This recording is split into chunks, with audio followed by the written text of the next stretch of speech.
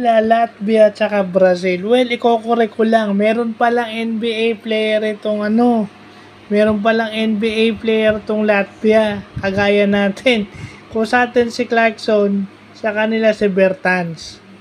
So, kita nyo, tinambakan nito yung Brazil, 20. Di ba?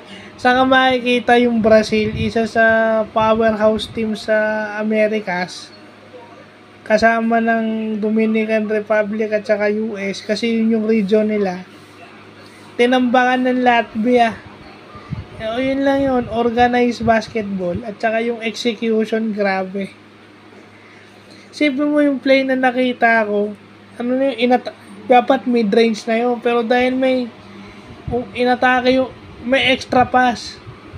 Yun lang ang nakita ko sa laro ng Latvia, laging may extra pass. Nagiging high percentage sa kanila yung 3-point shot kasi libreng-libre. Even the bigs can hit threes. Kung napanood ko kasi yung Play It Right na in-interview yung dating coach ng Angola, tapos si Coach Yeng.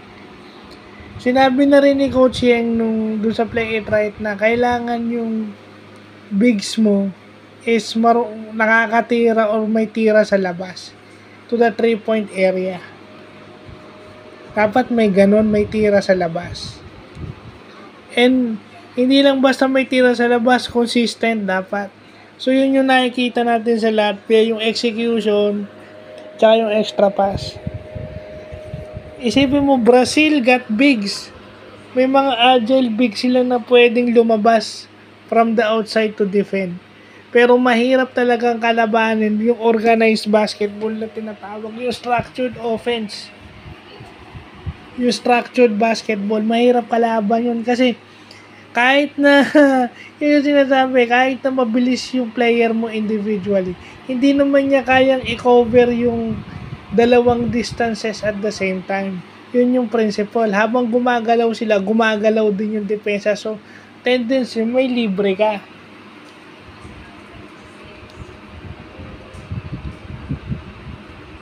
At saka matagal nang magkakasama tong Latvia, hindi lang siguro napapansin ng karamihan.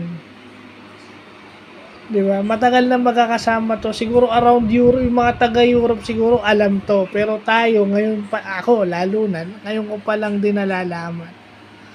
Maganda lang panoorin. Ang ganda nitong World Cup. Yun lang ang maganda rito. Dito he knows.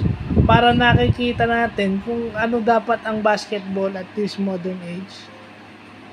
At hindi nga lahat ng basketball is nakakonsentrate sa NBA. May mga Asian teams nga na hirap eh. Hirap yung mga Asian teams. Hindi lang ang Pilipinas, pero may sistema na sila, nahirapan pa. Paano pa kaya yung wala? So, yun lang po.